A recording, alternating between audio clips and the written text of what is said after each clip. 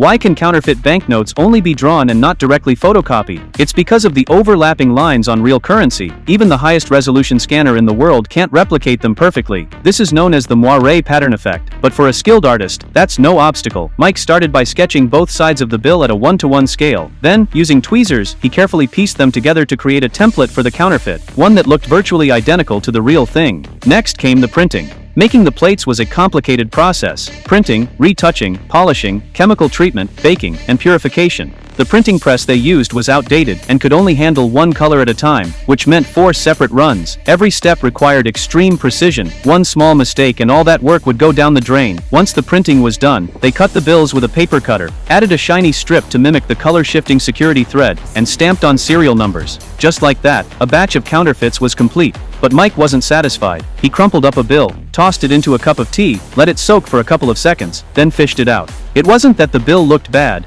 it was that worn bills are easier to pass off as real. The aging process involved soaking the bills in tea, hanging them on a line, and blow-drying them. Now it was time to test them. After all, a counterfeit is only as good as its ability to fool someone. Mike and his partner hit the streets. He sent his buddy into a convenience store to buy a bottle of water with one of the fake bills. The clerk took the money, but then froze.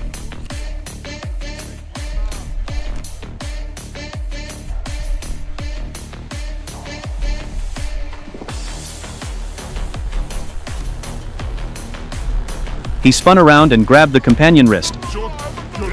Thanks to Mike's timely intervention, they escaped unharmed. Back home, Mike couldn't figure out what went wrong. The bill looked so real. How did the clerk catch on? It wasn't until the next day that it hit him. He handed his partner 3 bills and told him to close his eyes and find the fake one. Sure enough, after just a quick touch, his partner picked it out immediately. The problem was the paper. The two of them scoured every corner of the wholesale market looking for paper that felt like real currency, but came up empty. Then one day Wei was flipping through a magazine and noticed the paper felt strikingly similar to cash. It was a bit thinner, but layering 2 sheets together would solve that problem. Wei bleached the paper to make it thinner, then printed the front and back of the bill on separate sheets. He punched tiny holes in the top layer, added the reflective strip, and glued the 2 sides together. To make it feel even more authentic, they applied a coat of clear lacquer. The aging step was still essential. They dunked the bills in tea, pulled them out, and blow-dried them. And just like that, Counterfeit 2.0 was born. This time, Mike went to test it himself. To keep from getting caught, he had his partner grip his arm tightly, ready to bolt if needed.